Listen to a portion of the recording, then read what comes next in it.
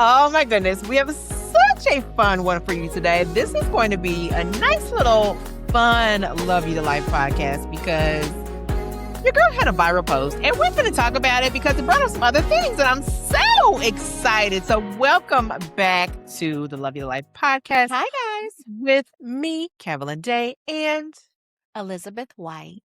All right. So you guys, you know how we often get pull inspiration from our real lives.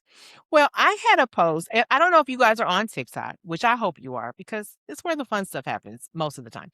But we had this really fun like trend. It's like if you were having a Netflix documentary trend, and it's like 8 seconds. So I put out one a couple of weeks ago that is still getting traction to this day. This girl done went viral. You hear me? She done went viral with this silliness. About the fact that I do not know how to do the Tamia line dance. She can't do it. But Cal, can you do any line dances? I don't know the answer. I don't know the answer. I'm asking. You can. I have never seen you do a line dance. I don't generally do. I mean, I will do them, but they're not like, but the Tamia one I actually want to do, and it's just a little too, somebody said it's like dancing in cursive. And I was like, you know what? It is. Is that one of the comments underneath your post? Yes. It's just like a little, there's a little extra twist and a turn, and it's just. So anyway, look, I took a whole class on it. Me and my line sisters did a whole class. Somebody came to the barbecue. There's lots of people. There are lots of people doing classes. People have been tagging me in tutorials, the whole 9 yards, right? But the point is, I think the trend started off as just like kind of funny, but you know how we do. Like I was thinking, like it really is interesting because the number of people were like, "You and me too, sis. Me too, sis. Me, it's us. I'm scoot over. I'm coming to sit down too."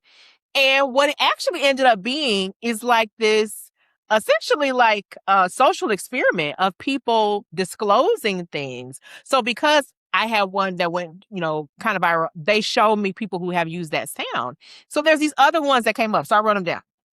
So somebody said, and this one was not particularly fun, but it was somebody who said that she was doing her documentary on being the darkest one in her family. Wow. And being called burnt toast. What? Now you know. We could never. You know. Let your mama or your daddy hear you call somebody's family burnt toast. Have mercy. There was one where somebody said being part of the 92% of Black women who told y'all this would happen. Exactly. We know what that means, right? So there's this community vibe. And then there's this one is like starting her Netflix documentary about how many times she has restarted her fitness journey. And so that one got a lot of buzz. And so what it kind of made me think is, we all have these stories on loop in our heads that are like the narrative of our lives, the stories of our lives that we don't necessarily talk about. And so that's why I thought maybe we could do an episode about like the stories that we don't tell and why that happens. And here's the piece I really want to cover: the value in speaking your truth and how beneficial it can be, because so many of the people that were in my comments, I mean, like there was maybe a sprinkling of people like, "Oh, come on, y'all, we can do it." I'm surprised that you can't do that. But there's probably, let me see how many people on here. Oh boy, I loved your comments. I thought it was so funny. I was the comments were phenomenal, but I want to see how many people was on here. Because how many people have viewed it now? 600,000 or something like that. It's over 500,000 people, and there's over 2,000 likes. Then I put up a second one, kind of like a follow up, and that one has another 400 comments. So you're talking about 2,500 people who feel the same thing that I feel. The immense sense of community that happens from that is something that we don't typically have. When you think about like when you're on social media and so like if you're the only person, this is a silly one, right? Let's say you're the only person in your family at the cookout that don't know how to do the dance. Everybody moves up and they moving and they grooving and you just sitting there. And people were in the comments talking about how they were kind of like, when that song come on, that's when I go to the bathroom. So you can have these things, these stories that are running a loop on your head Yeah. that can essentially disconnect you from other people, but there's some value in telling your Yeah. story. So have you ever found that? What, the value in telling your story? Yeah. I think, as a therapist, it's one of the reasons why I love support groups because I think we go Mm. farther together. I think we go farther together. So I've always been in support of that. And it's one of the things that I recommend to a lot of different people, depending on what the situation is. When I was in the thick of trying to get pregnant, I was a part of a support group of women who were trying to get Yeah. pregnant.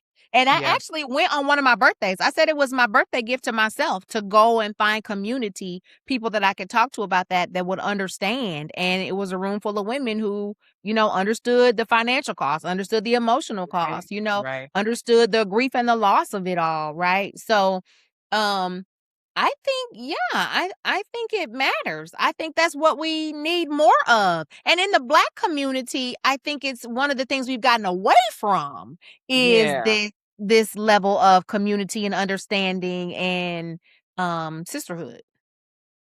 It's so funny that you say that because when I think about Black people in general, I think men still have that barbershop motif. I don't think we still have that experience because so At the many beauty shop?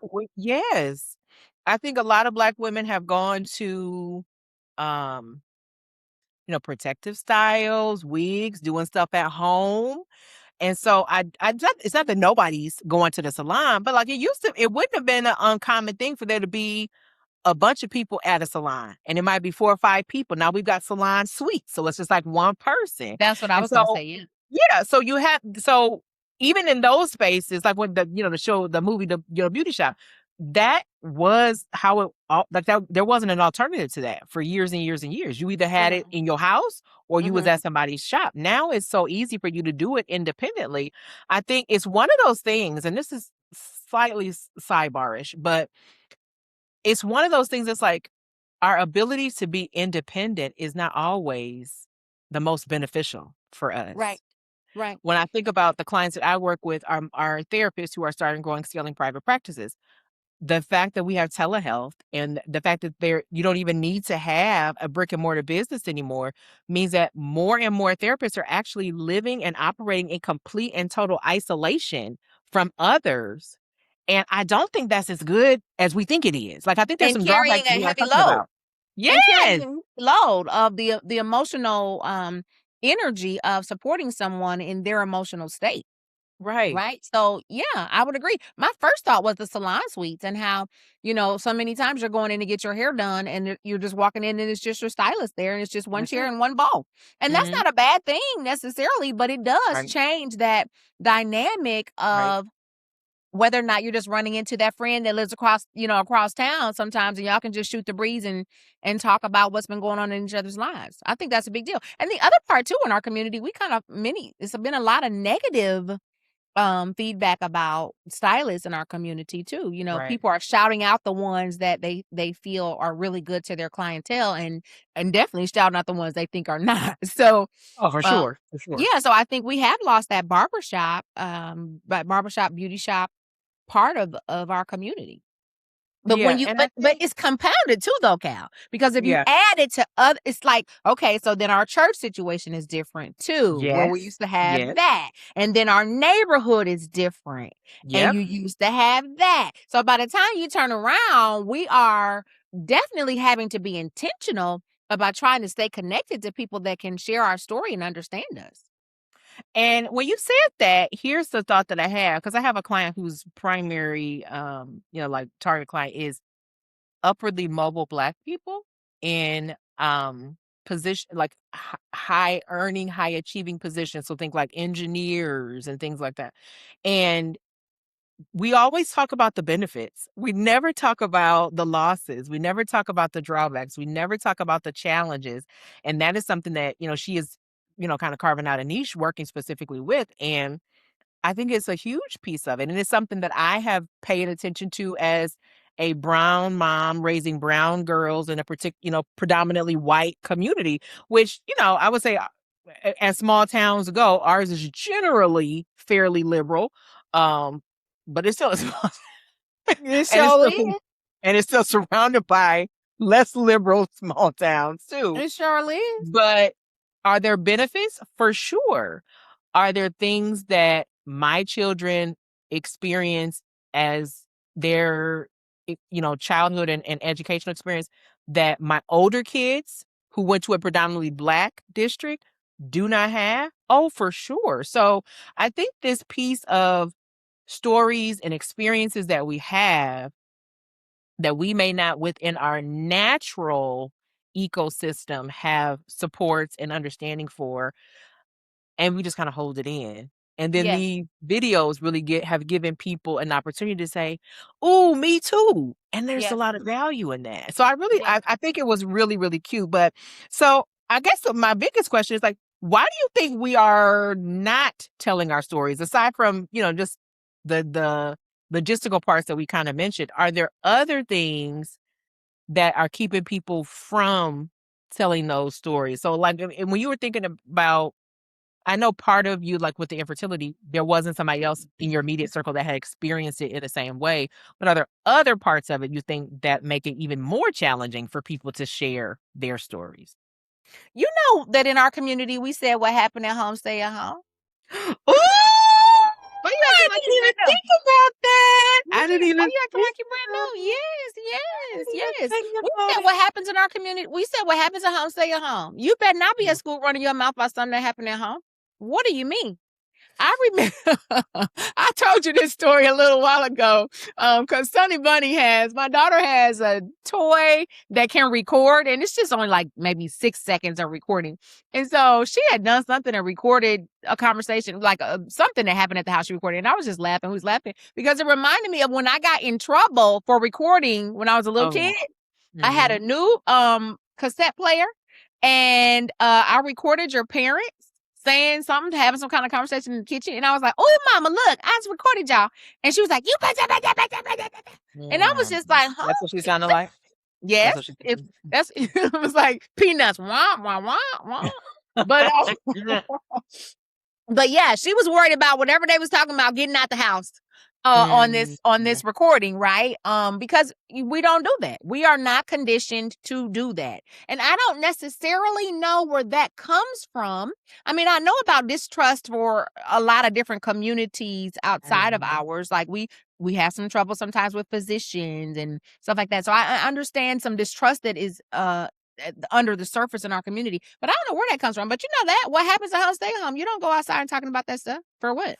Yeah, I honestly I hadn't even really thought about that, but that's very true. I also think that there's like a shame component For sure. when you don't have other people in your immediate circle that have your same experience, right? Whether it's like financial problems, physical problems, your weight loss or weight gain, academic issues, right?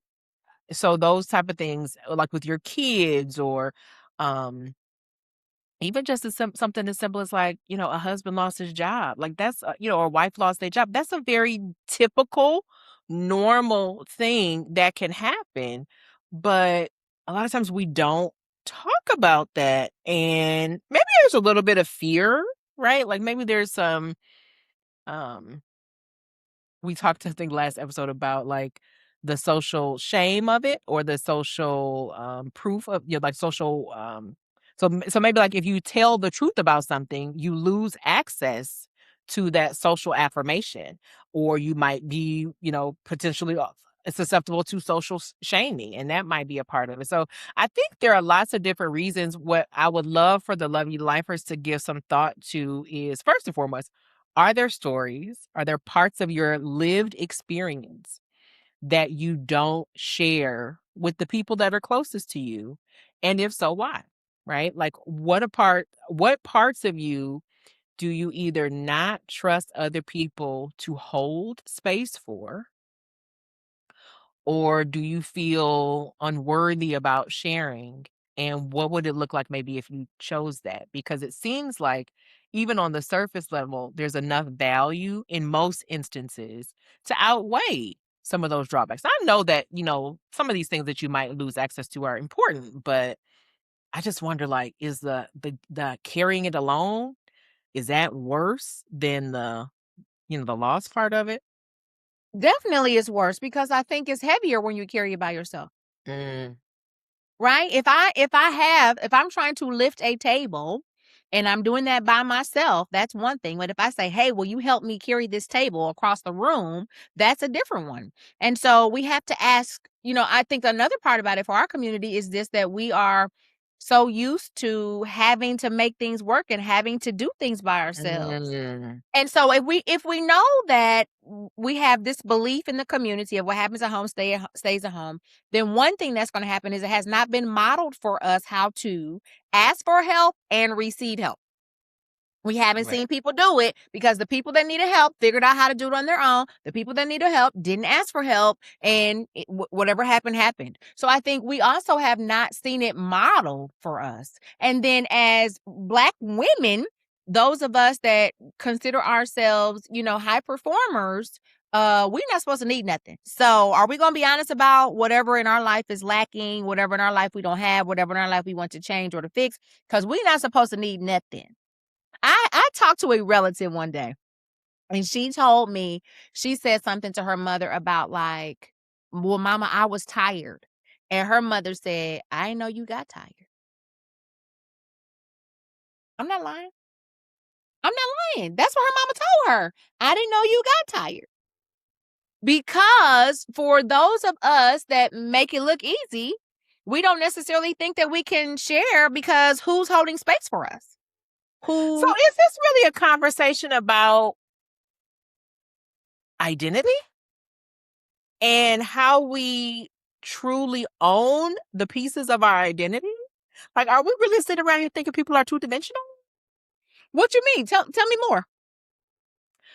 I mean, we know, okay, so from a mental health perspective, we sometimes talk about like the roles in the family, Right. right? It's particularly in a dysfunctional family. There's these different, kind of roles that people fall into. Like, even though you might have a sister or brother, like this one might be the golden child, or this one might be the black sheep, right? We have these kind of roles that people. So, but I think we still sometimes, well, my perspective. So I guess that's the question. My perspective has been, even though a person is playing a role, they are a person. The question I'm asking is, have we done such a like poor job of like normalizing the role conversation that we forgot people are people? Yes. Well, you took a long way around. Yes, you took a very long way to that question. The answer is yes. Because I Yes. guess I always think people are people.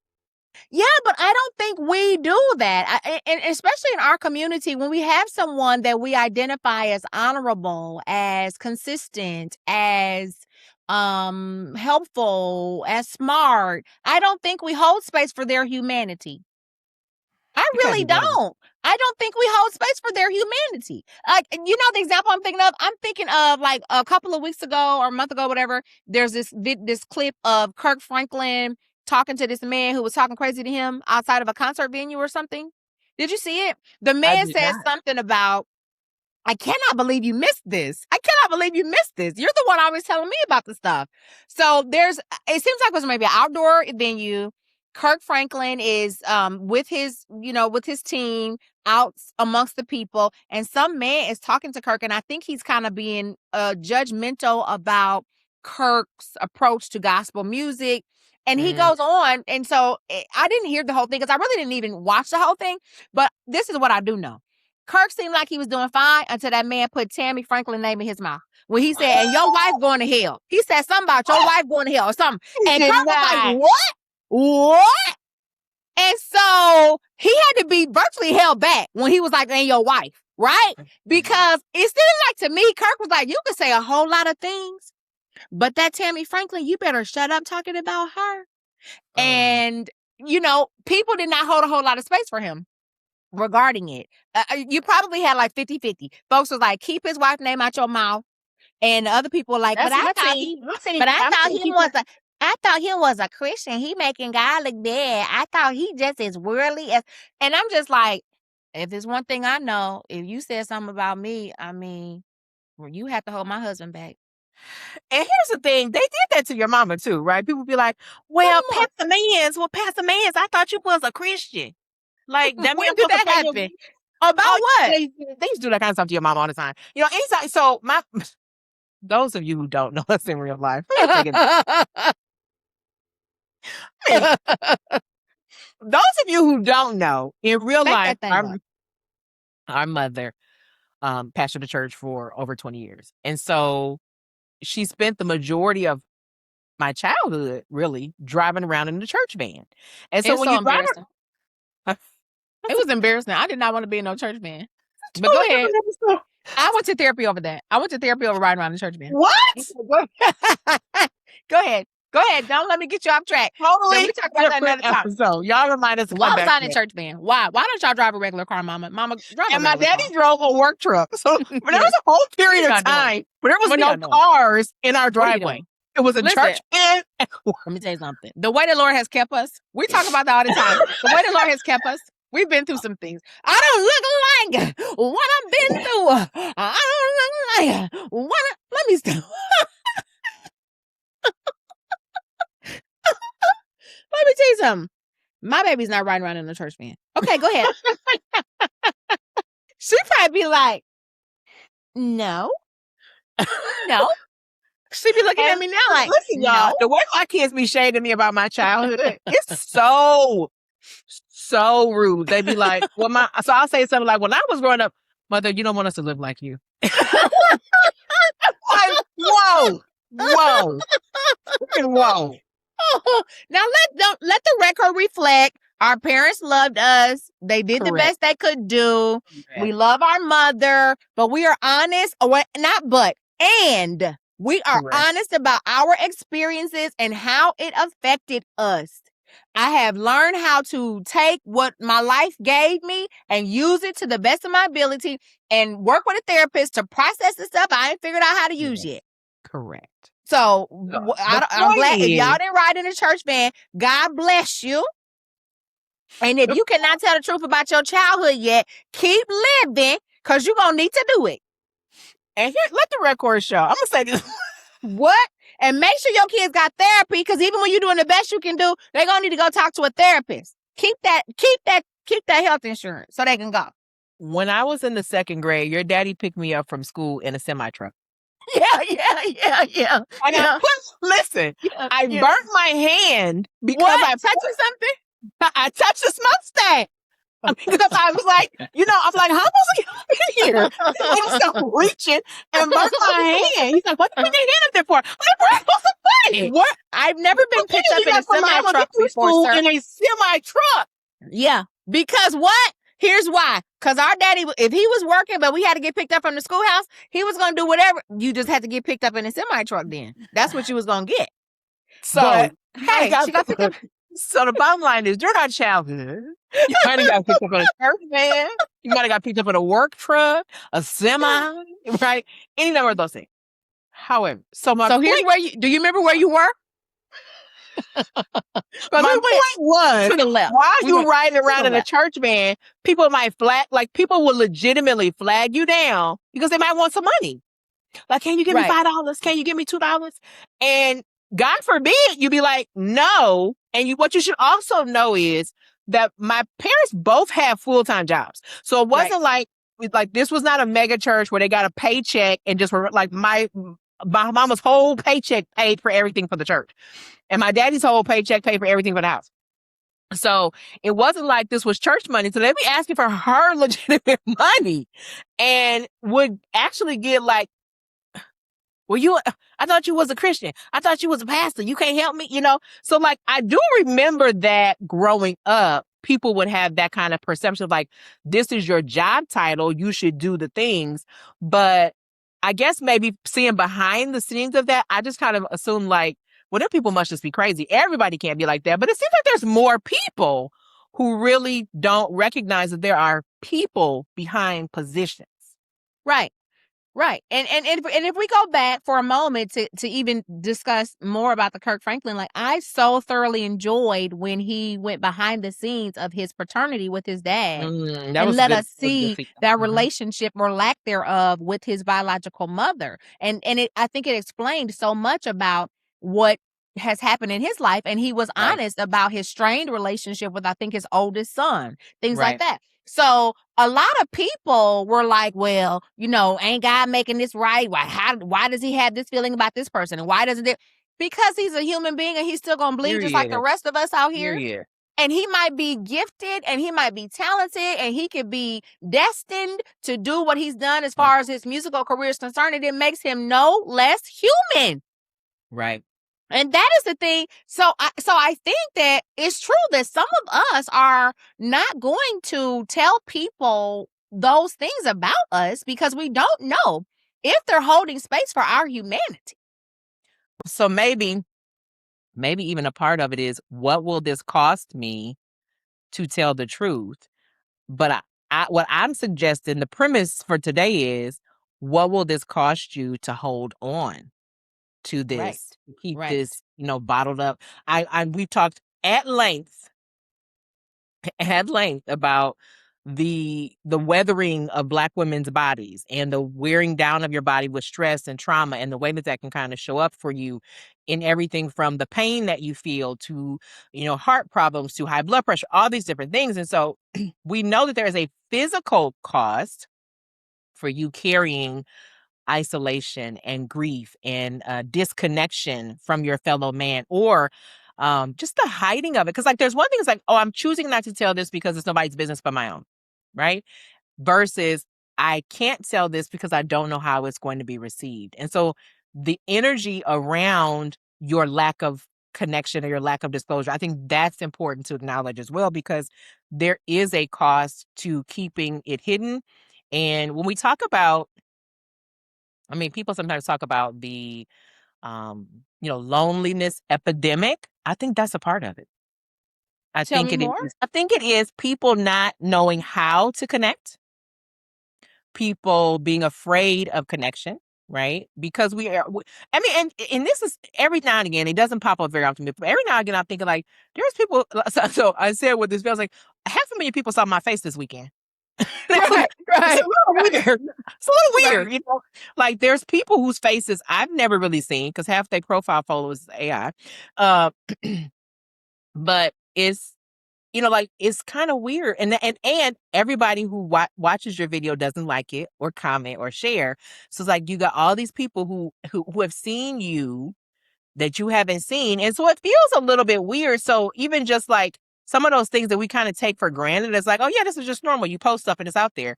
No, if it doesn't feel normal, that's probably not crazy, and it might not even be wrong. Like, I really respect people who have made a conscious decision to either not show their children's face or to show their children very, very minimally. Like, I very much respect that. And it was not something I initially thought about when I first got online 10, 15 years ago. I just honestly was not thinking about it. But I think my youngest is the one who was like, why are you posting me? And I was like, because you're my kid. And she's like, I don't want you to do that. I was like, okay. So then I was like, fine. But, and it wasn't like, my platform was never about my kids. But when I think about the people who have literally packed up their entire family and moved cross country because they were running from the taxes that they would have to pay for keeping their kids online, and that they are not thinking about these things, and seeing some of the documentaries that have started to come out about people whose entire childhood was spent as a, YouTuber, it's like, you know, I get it, right? But it all goes back to how we as a current culture are forming these social and parasocial relationships. And if you don't have a lot of IRL, like in real life relationships with people that you can trust, the next best thing might be one of those online, but that comes with its own risks too. So it's a risk and reward conversation. And I just want people to know that there's risk and rewards on both sides. Yeah, I don't know that we have decided as a community that we are as invested right now in the real life relationships, the Mm-hmm. in-person touches, the eye to eye talks, the let me hold your hand while we discuss this in real life. Like we're saying that on social media, let me hold your hand while I tell you this. Right, But you're right. not really holding nobody's hand. And truthfully, Period. there is someone in your circle that actually might need their hand held right now. And are we willing to actually be around these people and do that? And we probably haven't talked enough about how things change for us, after living through the COVID years and Yeah, after, yeah. reintroducing ourselves to each other in person, and how relationships have probably some relationships have probably changed Right. because of that. Whether the people changed because we don't think we need each other as much, or whether we've just Mhm. decided that virtual is good enough.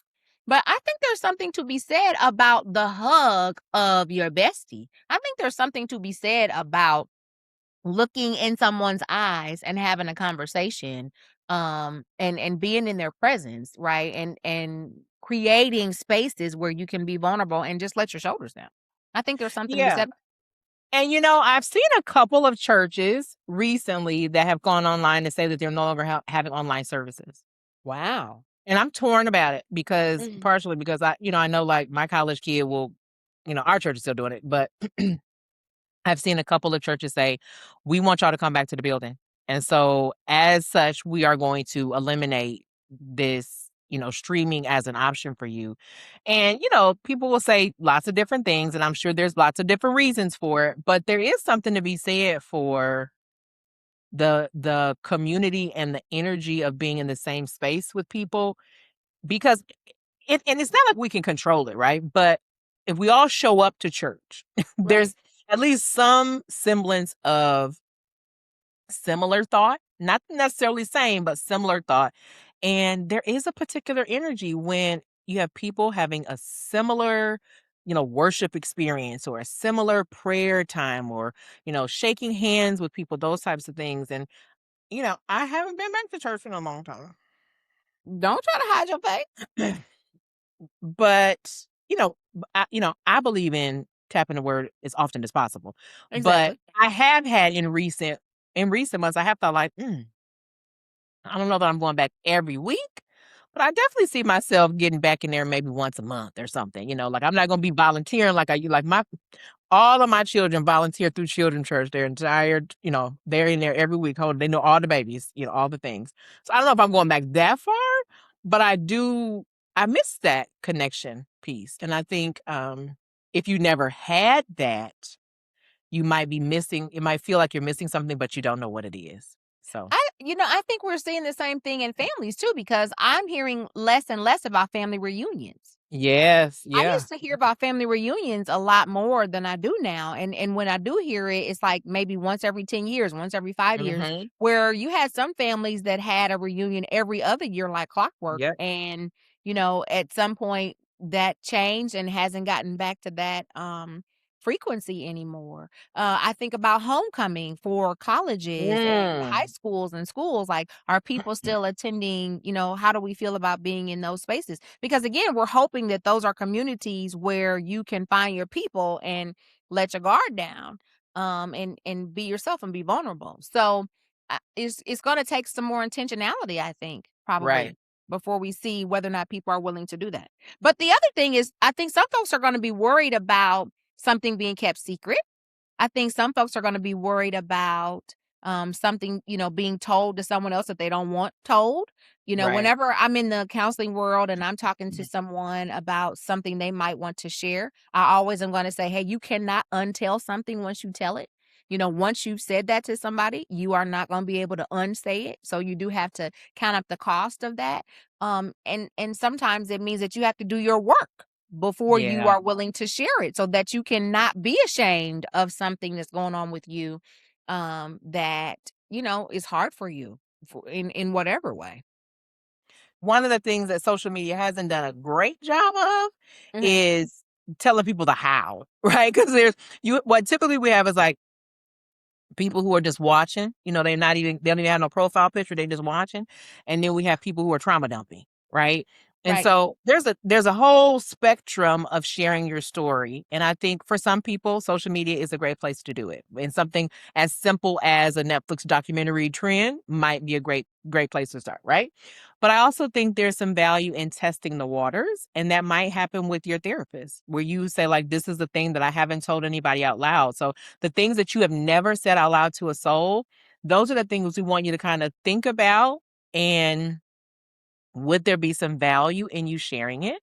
Is it something you've never said because no one asked? Or is it something you haven't shared because, you're afraid of some other type of response to what you say? So as you're listening to today, there's probably some things that you have thought about as we've been mentioning the stories and different things. Some of them are kind of funny. Some of them maybe are not quite as funny, but a part of your story nonetheless. And as you think about whether or not to tell, who to tell, how much to tell, just know that there is we don't have a like one stop answer for you. We don't have there is no like all or none type of response, but a great place to start is with a person that you trust. And that can often be a professional who is legally obligated to keep whole confidentiality for you. Right. That's a great place to start. But again, I love that you brought up the support groups, because that's another thing. And it's one of the things that we are, talking about, how to offer more of these kind of group experiences, because outside of that one-to-one therapy, sometimes you do want just you like, because we know that a therapist is gonna hold space for you and they're gonna treat you like you're not, like there's not a problem. But you want to see some regular people too. So if that's the case, there might be support groups, and a lot of times there are sometimes support group experience, like a one-time kind of workshop or event. Other times there's something more extensive, and those can be really great ways to do that as well. And I love that some are virtual and some are in person, and Right. that gives you a lot of flexibility there too. I think in some cases the Facebook communities, like the different groups and things, that can sometimes hold space for those. They can go to the left, child. They They can go. really can. So tread carefully. So that one, I'm gonna say tread carefully, because they can go to the left. And even though it is a, um,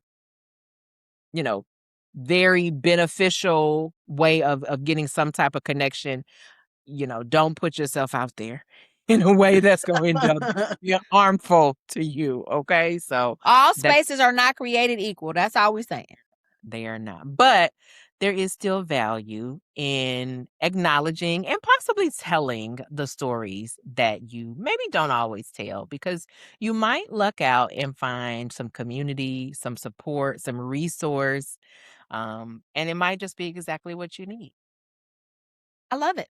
I think it's All true. right. So we hope this episode was a little lighter, a little more fun, but also give you a little something to take with you. As always, if you haven't liked, subscribed, rated our podcast, what are you waiting on, girl? Help the people find the people. Come on. And then also connect with us on all of our social platforms. Everything is all listed in the description. Share this with a sister friend if you feel like you want to make sure that you guys have an open stories that we tell conversation about something.